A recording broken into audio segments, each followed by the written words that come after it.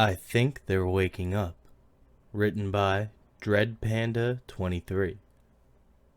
My name is Jane. This is my shout into the void.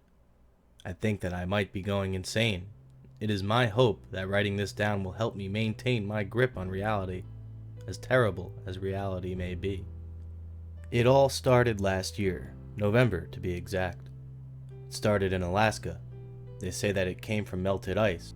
Or at least, that was the leading theory back when there were still people to theorize. It spread with unprecedented speed. By the end of the year, it had reached every country. By the end of March, at least 50% of the world's population was infected. By the end of April, everything had fallen to pieces. It's been 2 months since I've seen another uninfected person. It happened so fast that no one knew anything was truly wrong until January, 3 months in. It had seemed like there was just a horrifically bad strain of flu that year. It killed the elderly, children, and ill indiscriminately, seemingly sparing only those in previously good health and of a younger age, only it didn't quite spare them. Those who were not killed by it seemed to recover with remarkable efficiency. Near death one day, back on their feet the next. They would continue on with their lives, going back to work and rejoining society. Later, before things fell apart, it would be theorized that this is how it was able to spread so effectively. They would go about their lives as they did before they were sick, until they didn't. They were usually found at home, having gone to sleep one night and never woken up. They appeared to be dead when first discovered. They did not breathe, but upon further investigation, they still had a heartbeat. Every person found in this state was still in good health otherwise.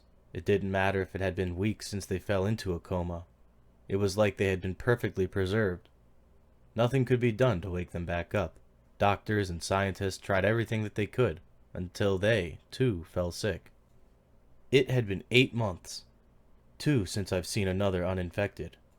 Now the whole world sleeps, in homes and hospitals, except me. I do not know what I did to deserve this fate. Before everything started, I was attending college. I would have graduated in May. When things began to get bad, I went home. I feared my parents would be infected, and no one would be there to care for them. My fears proved to be correct. My mom died in the late hours of February 26, and I held her hand until it became cold. My dad followed before the night was over. I haven't heard from any other family members or friends since mid-March. I assume they are all either dead or in a coma. My family's home was miles away from any city, so we were unaffected by the looting and rioting. I was able to survive until mid-May on my parents' food stores.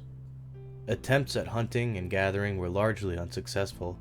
By then, the world had fallen quiet, so I packed my parents' minivan, said goodbye to my parents, and headed to the nearest city. When I arrived, I packed the van with some of the food that remained in the grocery store. While doing so, I saw another person for what would prove to be the last time. Living out of the van hasn't been too bad. I think that I'm the last uninfected person. I'm having a hard time staying grounded. I can't help but wonder why I was spared.